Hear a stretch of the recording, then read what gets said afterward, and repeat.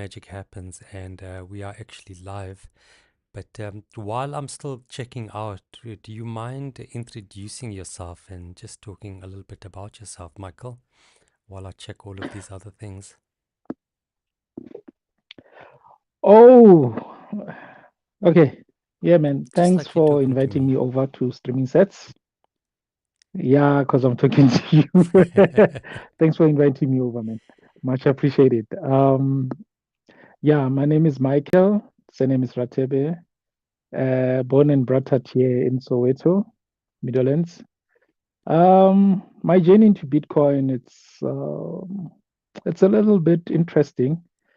I heard about it 2015 through Kipi, and I joined Kipi because everybody wants to make money, you know, at higher rates. So I joined Kipi with the promise of them going to grant me when at 5,000, they said roughly in 18 months that 5,000 will be 100K. And wow, based on the people I knew around me who said they were in Kipi as well, then I threw my 5,000 rand there. Then, as we all know, that you don't want to eat alone, so you always want to bring along your friends. So it was like, hey guys, come in. There's Kipi. Probably we might make something out of it. Therefore, then Kipi introduced Bitcoin so that people, when they need to join Kipi, they have to go through, get some Bitcoins and join Kipi. So I was introduced in Bitcoin in that fashion.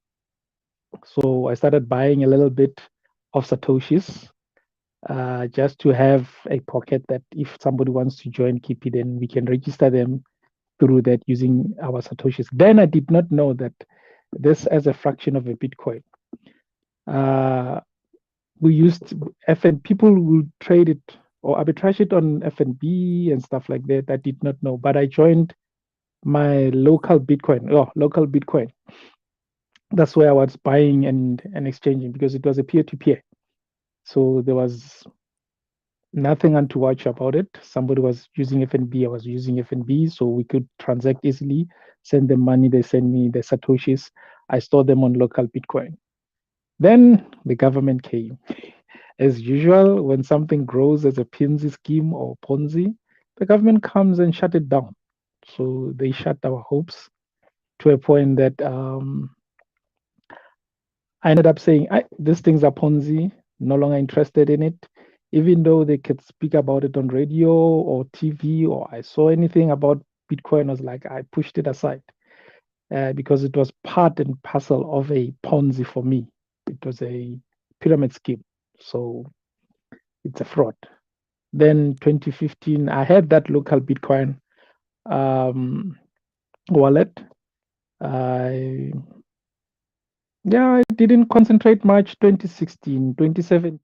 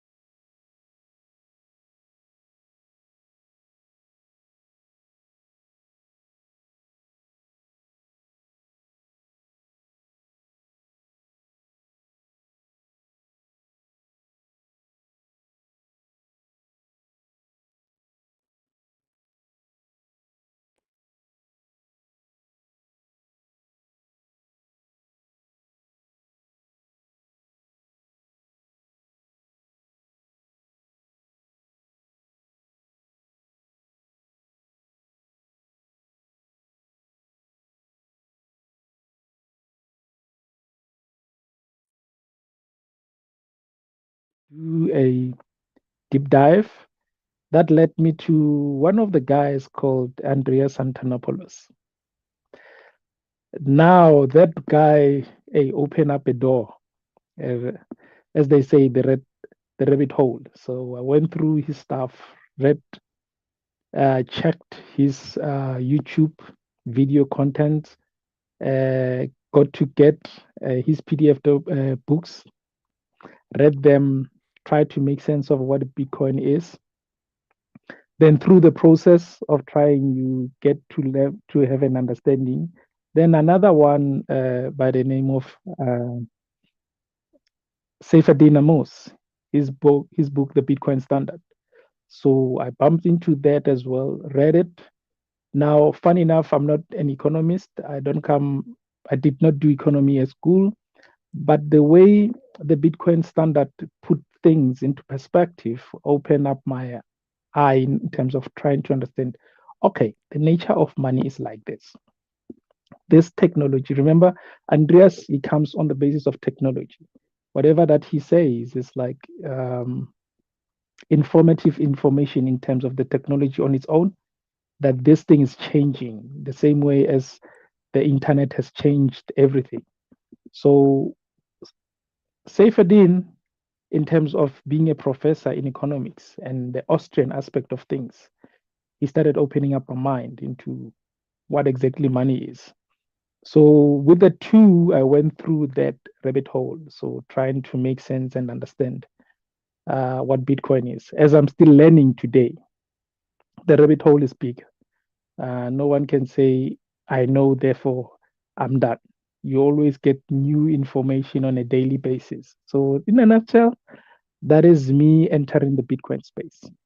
So let me see if I got this right. You first came across Bitcoin because you were involved in a Kippy, which was a Ponzi scheme. And part of this Kippy process needed you to have Bitcoin. Maybe they introduced it at a later time or something, but you felt that it was good for you to have a little bit of Bitcoin on hand so that you could introduce some new people if they were having some trouble with funding their account or whatever. You had this amount of money there ready to fund their Kippy accounts with the Bitcoin you had saved. At that time, you knew nothing about Bitcoin. You were just more interested in finding like some kind of income for yourself. and were self-educating yourself in the different online schemes of making money. Unfortunately, it turned out to be something that was very obviously a Ponzi. But at that stage, you were unsure. You just were happy that it was funds coming in on a regular basis. And it was only when the government shut down Kippy that your eyes like started to be opened into what's a Ponzi, how they operate, why they're illegal, and why these regulatory bodies sometimes exist to prevent these kind of schemes. But be that as it may, like a few years later, your wife was maybe interested in some other similar kind of thing and reminded you about your Bitcoin that you held in local Bitcoin. If you wouldn't mind just explaining a bit about what local Bitcoin is. Local Bitcoin was an exchange, a peer-to-peer exchange, whereby when you do things and you have an escrow account, you sell something online, then someone was willing to buy it. Then local Bitcoin worked at that way, as it was an exchange that it connected individuals to sell products. I wanted some Satoshis. There's someone who's selling Satoshis. He's using South African bank. I'm using South African bank. Then I therefore can transfer money into his account directly, while I had put not an offer but a request to purchase. So he's willing, he'll put his own price as in terms of arbitrage. They will put their price. Probably they would have, I think they were using roughly between 3 to 5% and high premium on the sets as they were selling them.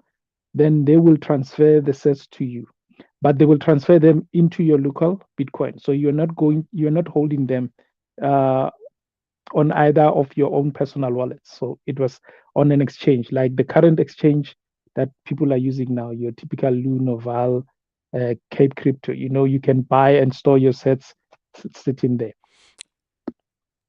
And another thing, do you mind explaining what a SAT is? What's a SAT? Why do you call? Okay, now since I've studied, I'm learning. Sets, it's a fraction of a Bitcoin.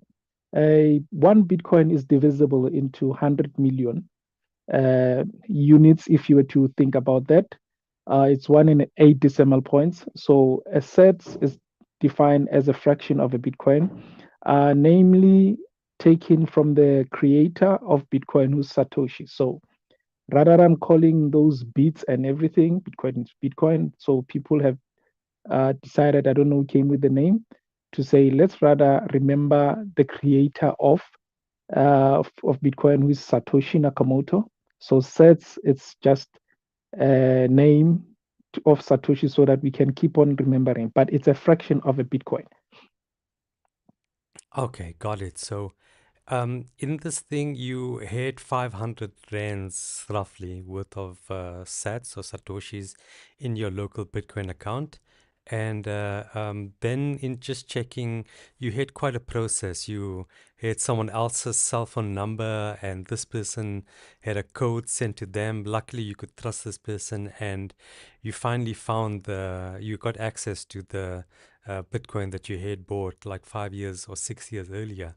But you were so astounded by the growth in the amount of money that you had. You bought 500 rands worth, and now it's worth a lot more, like maybe a few thousand, tens of thousands, hopefully hundreds of thousands, maybe, if we could be that lucky. But you saw you saw it was like a very big growth. You open an account on one of the more regular exchanges like Luno or Valor or one of those, and then you connected your bank account, you sold your satoshis, you spent whatever money you needed to, but that got you on this process of learning more about Bitcoin.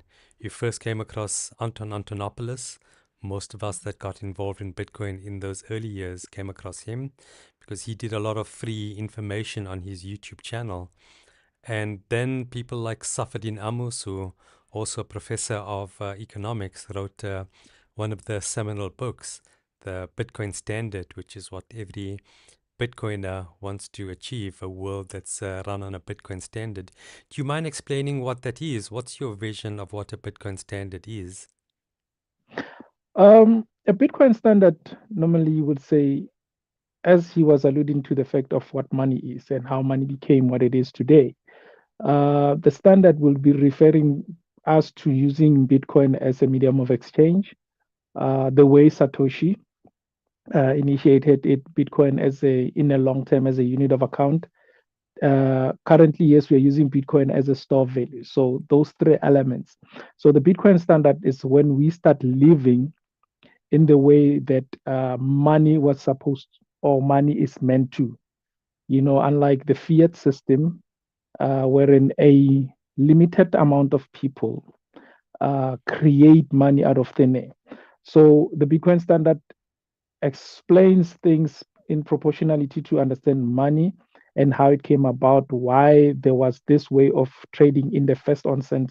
Like people who used to trade salt, people used to trade cowrie shells, people used to trade those, I'm forgetting the stones, and how things start changing when a community grows to a point that whenever money is not easily made, society grows, economically so. But when money is easily made, it hampers on the growth of society or the community. It end up bringing more of unwanted things, I should say, not to mention it negatively, but it brings more of unwanted things from society's point of view. It degenerates the society. Society doesn't grow. So with the Bitcoin standard, it simply says if you have value and that value can last over time, space and time, then you are able to plan accordingly. But if you don't have that kind of thing that will have or store your value, you're thinking for today. He talks about high time preferences and low time preferences, what money was meant to be in the onset compared to what money it is today or the currency that we're using that generates high time value from people, doesn't create a low time perspective. Um, so yeah, man, it's with the Bitcoin and the way it's structured and the way it was designed. If people would understand it, that in a standard of Bitcoin, um, things rather appearing to be expensive, things will be more affordable because your money can last longer.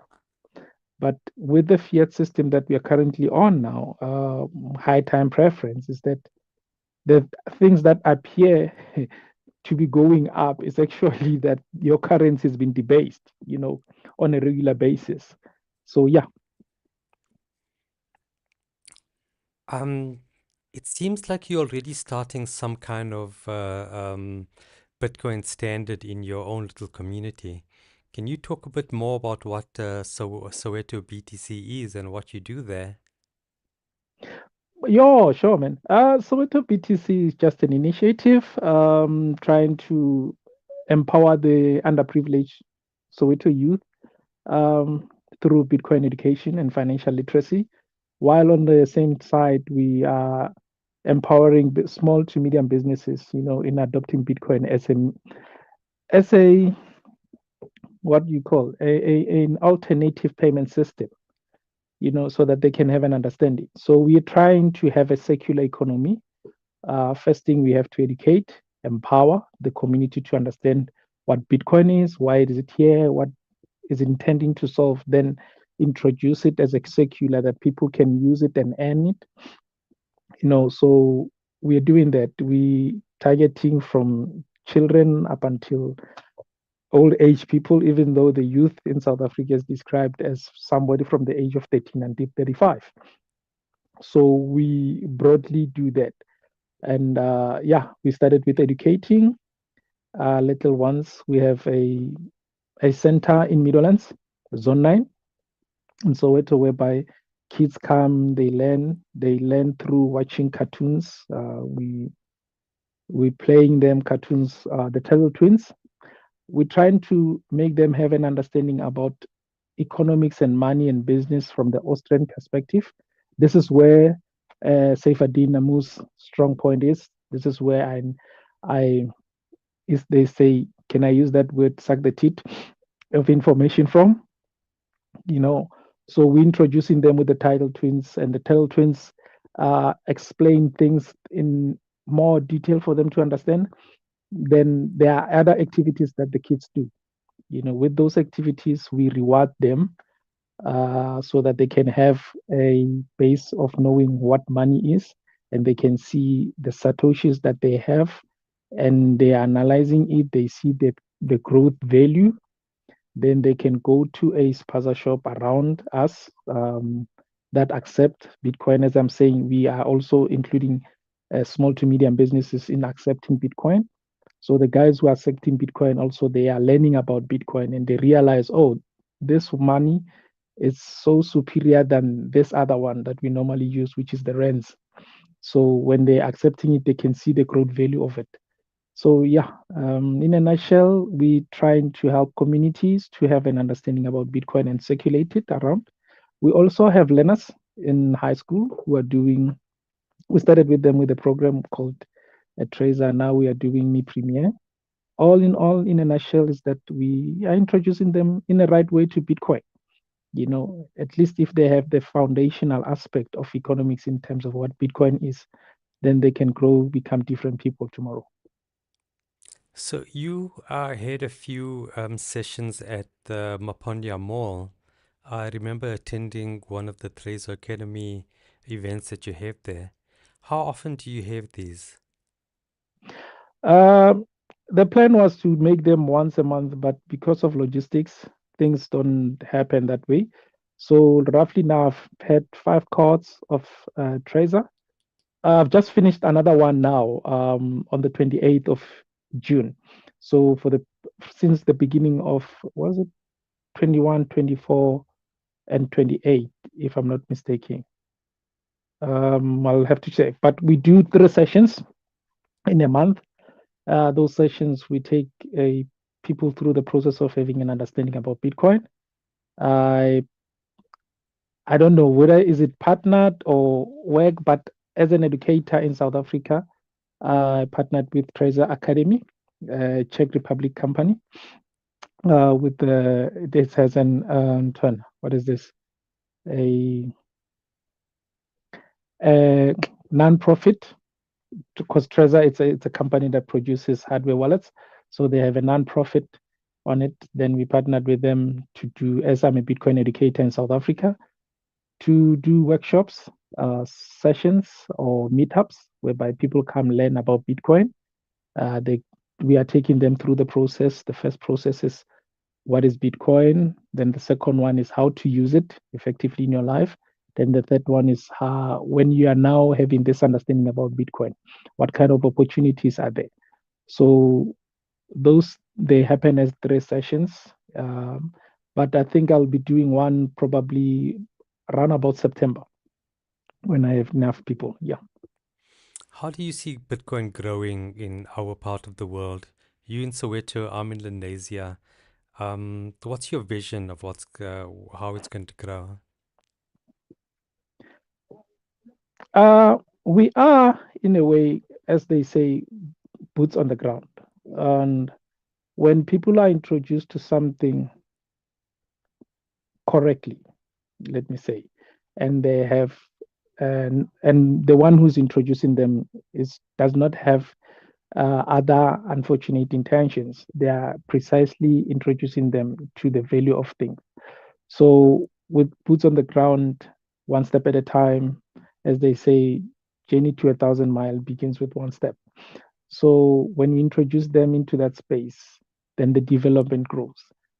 People at times don't have the ability to read, but they have their understanding of seeing things physically when you show them that this is how Bitcoin is used.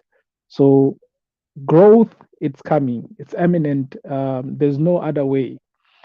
We are now living in the digital space whereby uh, people use money less as in cash or use fiat currency less as in cash. So incentives are pushing them into using it digitally. And now, when you introduce Bitcoin and they know how to use it effectively in their life and they can see the change that it brings to them, when they see the transactions happening and they start informing others. So I'm thinking the growth, it might not be super or superb at current, but it's happening. And within 5 years' time, I hope that the center that we have started in Middlelands would have grown, and a lot of people within the community and the broader aspect of Soweto, because Soweto is so big. Uh, People would have gotten information, would have gotten the understanding of what Bitcoin is, and probably 2030 things will be different from what it is today. Yeah, you said something very important there. Do you still find lots of resistance from people thinking that you're out to scam them? Hey man, the funny thing is, yeah, I grew up in Middlelands and I left Middlelands, you know, because we all want a better life for ourselves and our children. So me returning back into Middlelands without having the understanding of what's happening, thinking that I still have all my old friends who are staying there and things will be easy. But I discovered that, oh, there have been scams around Middlelands and people have been scammed through the so called Bitcoin mining. Now, the resistance is there. Some of them, they're still looking at me like I was telling some of my friends the other day that, hey, you guys look at me and like, this guy is here to scam us and run away. There's no way he's going to come and tell us about a good thing when other people came by, told us to join, join this, uh, give me this amount of money. Therefore, then probabilities for you to make this amount of money is going to happen. So they joined that. I came there, started this year with the center. It's about 6 months now trying to run it. Still resistance. My understanding is people will always try to see and figure it out what is that you're trying to do because they've been banned. It's unfortunate that scammers they are able to maneuver us quickly. As you normally say, they sell snake oil. You know, slippery and they are quick. So, but there is a resistance. Kids are coming in with an interest. I'm marketing it on a daily basis. I've got few businesses that are accepting Bitcoin. I've got yeah, people are beside I'm thinking in a long term because I don't want to push it too much and say, hey, I'm forcing people. In the next coming 6 months, I hope my next step will grow. This was my first step in the 6 months. Now my next step in this coming 6 months will grow because I have different approaches. What are your plans for the next 6 months now that you've got your center established and you've gotten some people coming? One or two merchants. What's your plans for growth? The idea, for instance, let's say I've got kids who are learning. We are doing me premiere currently, so we are almost in chapter 6 now. So they will be qualifying sooner or later. At least if I rope in people who have attended, like for instance, your Trades Academy sessions, we have done the basics of Bitcoin introduction. Then I take him through the Mi Premier. They learn, they do the 10-week course. It's a deep dive through. Then those kids, I bring them into the center. Now they are the ones who are going to somehow be able. That's my analysis.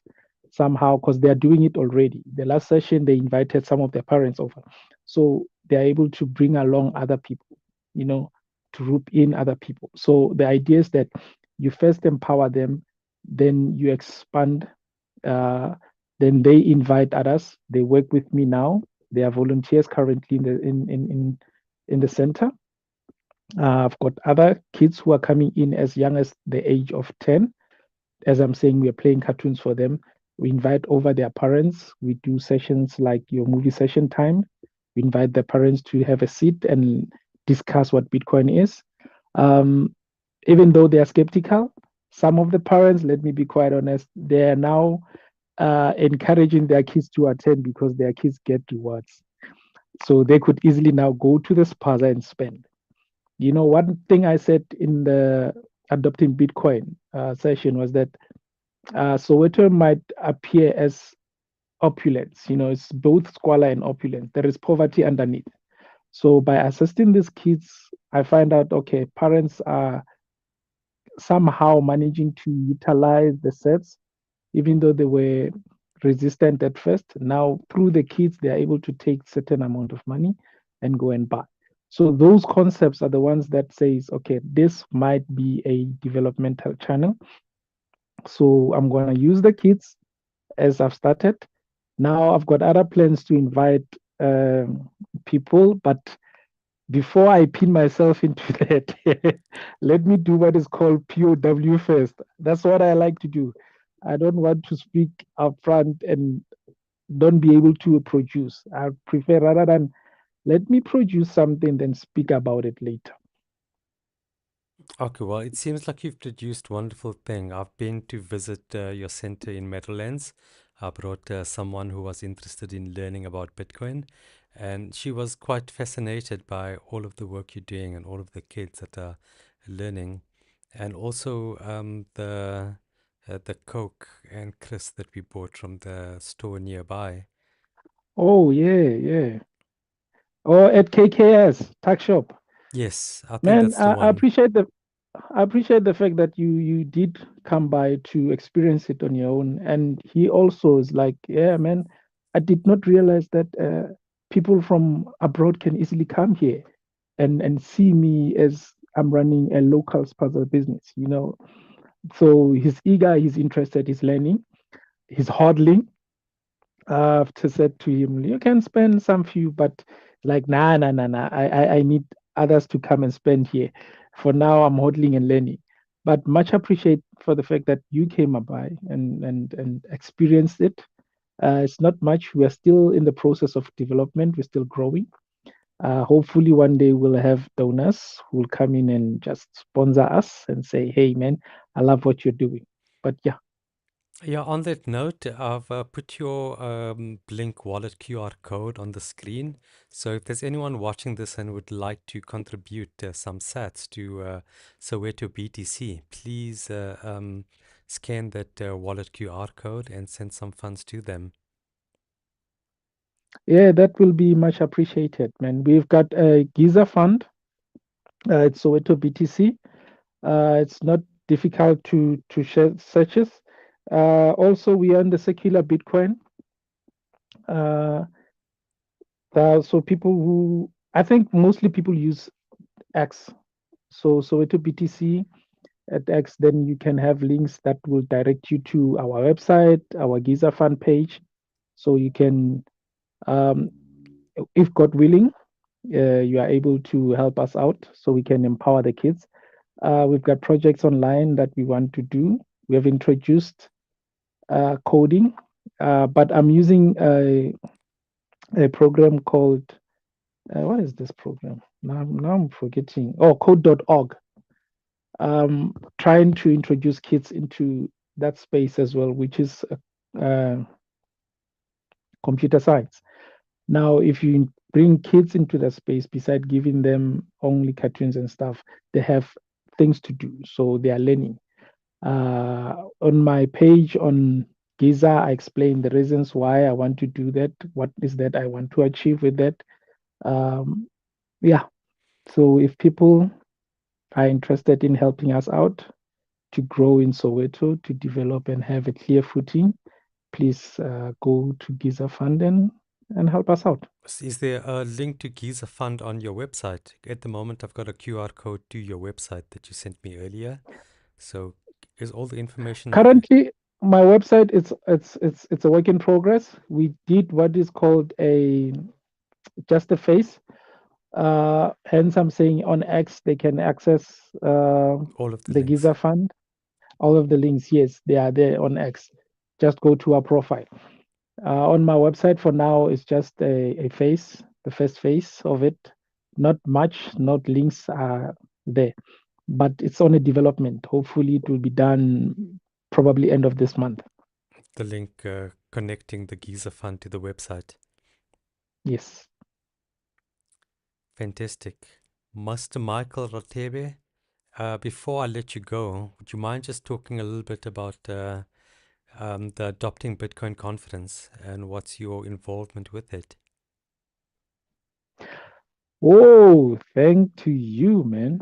Uh, you were able to, how do you say it?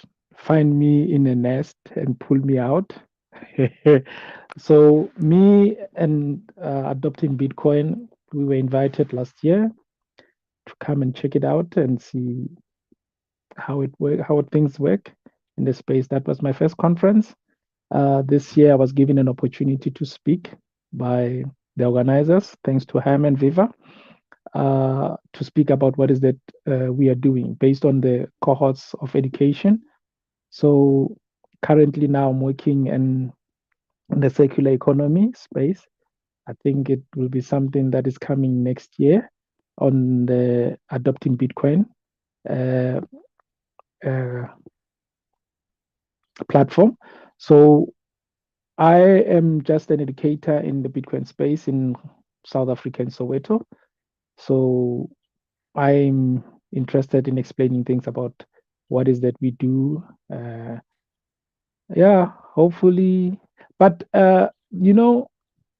adopting Bitcoin really, really, really has given me a spread, uh, and a trust to bump on, and an opportunity that no words can explain it. It's literally hard for me to say things, but I appreciate everything that they have done in terms of getting us through this process. Because if it wasn't for them and the assistance that we have had exploring and venturing into the space of Bitcoin, one would have felt that he's in his own cocoon, is alone. But with going to the conference, it opened my eyes because I got to see a lot of good people, no scams, no noise, just signal, about Bitcoin and the value of it. And it changes you in a way that it makes you focus really on what is at most important about society. If we can eradicate this system of very few people controlling and dictating and directing, and give everything on a decentralized platform to people so that they can decide for themselves, I think life will be better, rather than most of us spending time complaining. So, adopting Bitcoin has opened my eyes, connected me to people that I never thought I would be able to see. My African friends in the diaspora, my brothers and sisters are doing wonderful things. We connected at Adopting Bitcoin, the first conference for me, which spoke only about Bitcoin, nothing else, no crypto, no nonsense. It gives signal. It says this the direction we ought to go. And with that, you get to see people hard at work, trying to change our brothers and sisters' lives in Africa, globally, the South. So yeah, it has impacted me. It gives me that oomph to say, you know what, even if tomorrow it's not easy, but I'm trying my level best. I'm gonna go through it and educate my brothers and sisters, my community, empower them as much as possible with the little information that I have. That Bitcoin is here to solve the most important problem: take away money from the state control and give it back to the people as it was meant to be. You didn't only bring yourself and your lovely wife, but you brought along a whole bunch of kids also. Can you speak a bit about them and what their experiences was like?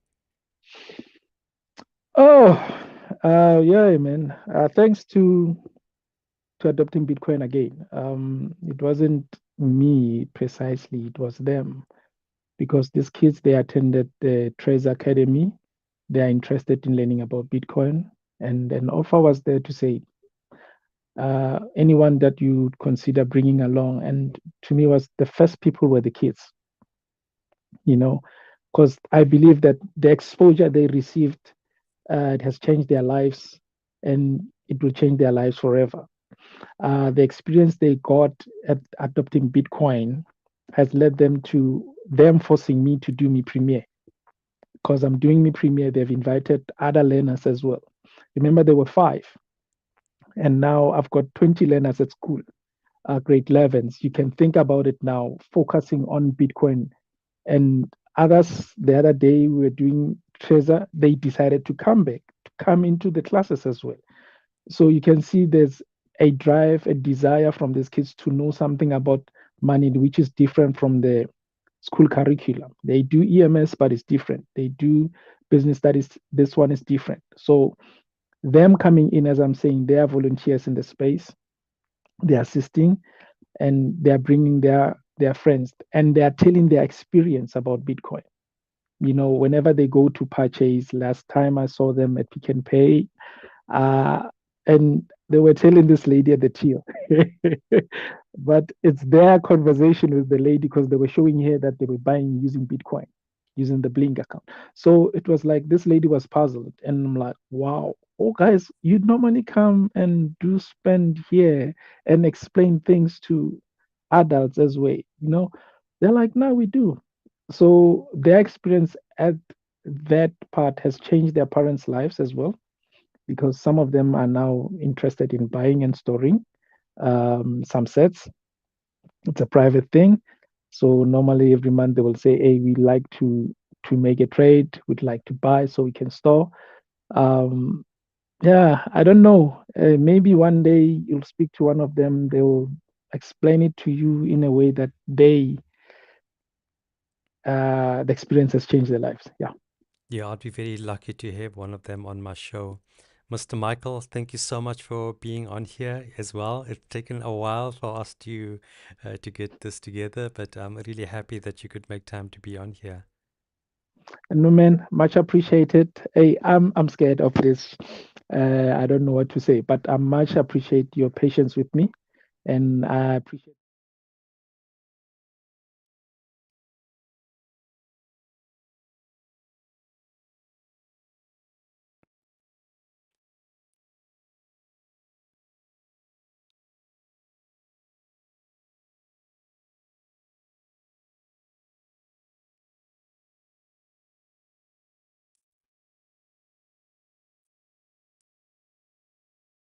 you open a door. Hence, I said you were able to find me and pull me out, and I appreciate everything that you do. And may God grant you blessings beyond what you're currently doing and expand the program that you're doing because you are a person with a good heart. Your intentions are very grateful or great, not, and I'm grateful to have met you, my brother.